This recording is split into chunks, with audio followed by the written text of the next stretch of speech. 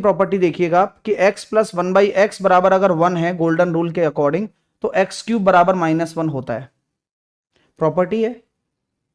इस पे क्वेश्चन कैसा बनेगा कि x प्लस 1/x बराबर 1 है तो x क्यूब बराबर -1 है तो -1 + 1 0।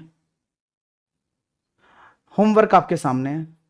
इस तरह का ट्रांसफॉर्मेशन अगर आ जाए तो सेशन कैसा लगा बताइएगा। मेरे मैथ फाउंडेशन बैच में आप सभी एग्जाम्स की तैयारी कर सकते हो।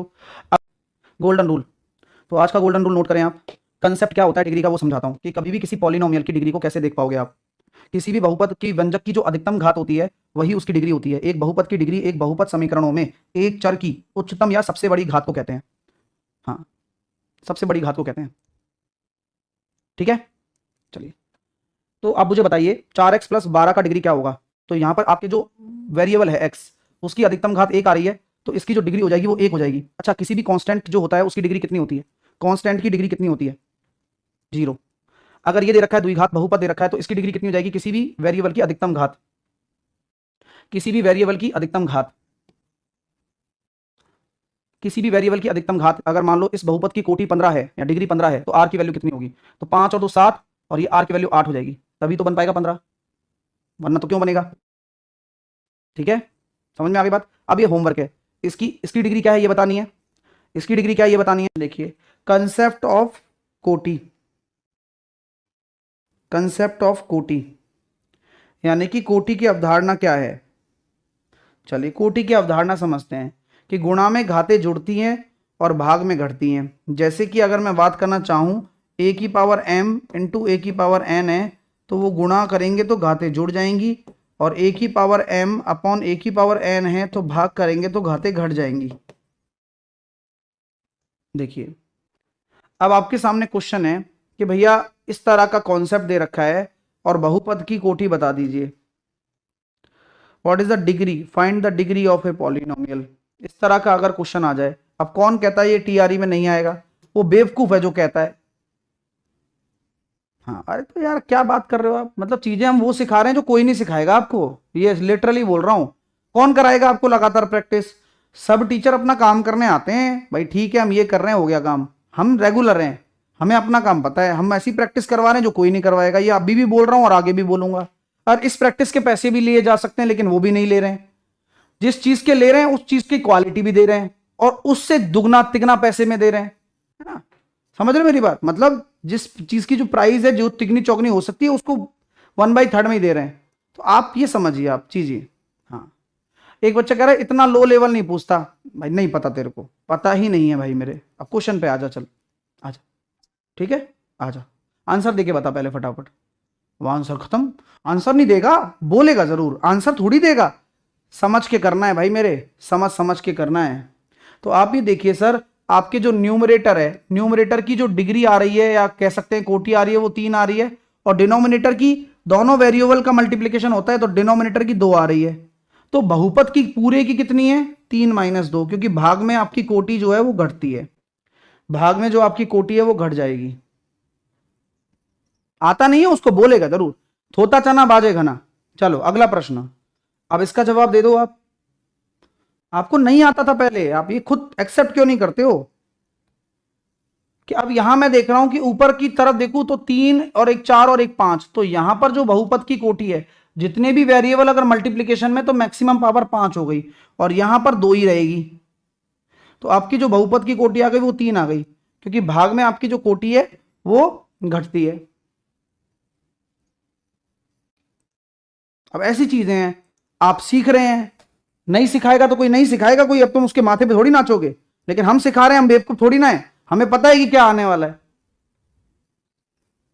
और क्या। लेकिन तुम मानते ही नहीं हो। मानेंगे तब जब आप एग्जाम में आओगे। जब अब यहां क्या हो रहा है देखो, 3 2 5, 3 2 5, ये ऊपर 5 और नीचे आ रहा है देखो आपका 3, तो घटेगी। तो ओवरऑल जो बहुपद की कोटि आ रही है वो 2 आ जाएगी। फिर इस पूरे बहुपद की जो कोटि आ जाएगी वो 2 आ जाएगी। ठीक है, समझ में आ रही है?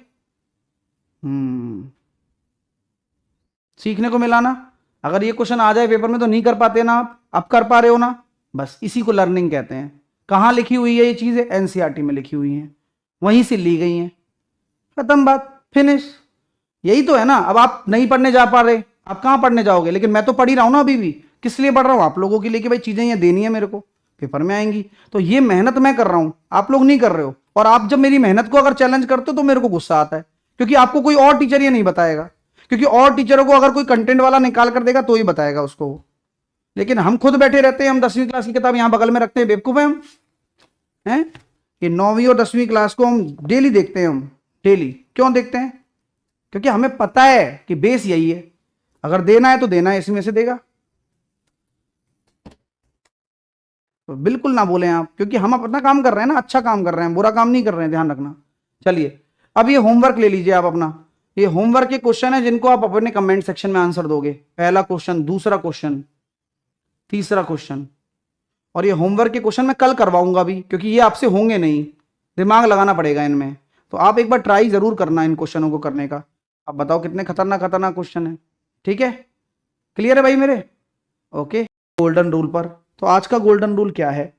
होमोजेनियस एक्सप्रेशन किसको कहते हैं? सजातीय व्यंजक, एक सजातीय व्यंजक में सभी पद समान डिग्री के होते हैं। तो आप कैसे पहचानेंगे कि कौन सा होमोजेनियस है? तो आप ये देख सकते हैं कि ये जो व्यंजक हैं ये सजातीय हैं, ठीक है। अब इसकी वैल्यू क्या होगी,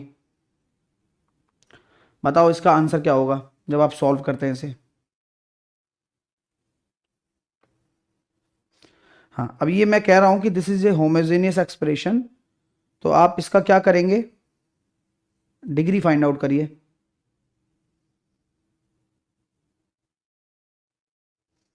बहुत अच्छा तरीका बताऊंगा इस क्वेश्चन को करने का। अब जब होमोजेनियस एक्सप्रेशन आपके सामने आ चुके हैं तो सबसे पहले आप डिग्री फाइंड आउट करेंगे।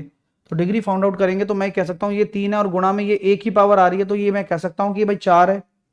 4 है भैया, ये देखो 3 और ये एक वेरिएबल मानूंगा तो यहाँ 4 आ गया, और नीचे कितना आ रहा है, 2 आ रहा है। और सजाती है, सजाती है मतलब एक पैटर्न को फॉलो कर रहे हैं, एक पैटर्न को फॉलो कर रहे हैं, बोलो हाँ या ना। पैटर्न को फॉलो कर रहे हैं एक, बोलो हाँ। और सजातीय का मतलब यही होता है, जैसे सिमेट्रिक होता है ना, आप अलजेब्रा में पढ़ते हो, तो उसका जुगाड़ निकाल लिया अपन ने। ऐसे खतरनाक खतरनाक क्वेश्चनों को सॉल्व ही नहीं करना जिंदगी में, क्योंकि सिमेट्रिक हो रहे हैं ना, इनको कहते हैं होमोजेनियस एक्सप्रेशन। अब इनको करने का एक तरीका होता है कि भाई समान डिग्री होती है आंसर की भी, ठीक है। अब सभी पद यानी कि सब समान के हैं, देखो 4/2 4/2, तो इनका जो डिग्री आ गई वो 2 आ गई। इनकी डिग्री कितनी निकल कर आ रही है, 4/2 2। तो अब यहां ऑप्शन में कौन सा एक्सप्रेशन है जिसकी डिग्री 2 है? तो केवल एक ही है। अरे डिग्री जुड़ती नहीं है आनंद, बेवकूफ। पूरे व्यंजक की डिग्री 2 ही है। अब कल भी तो समझाया था, कल आपको मैंने डिग्री निकालना सिखाया, और आज मैं आपको आंसर निकालना सिखा रहा हूं कि आपकी इस पूरे एक्सप्रेशन की डिग्री भी 2 ही होगी। तो इस पूरे क्वेश्चन में आपके सामने डिग्री किसकी 2 है? केवल इसी की 2 है, वेरिएबल की मैक्सिमम पावर।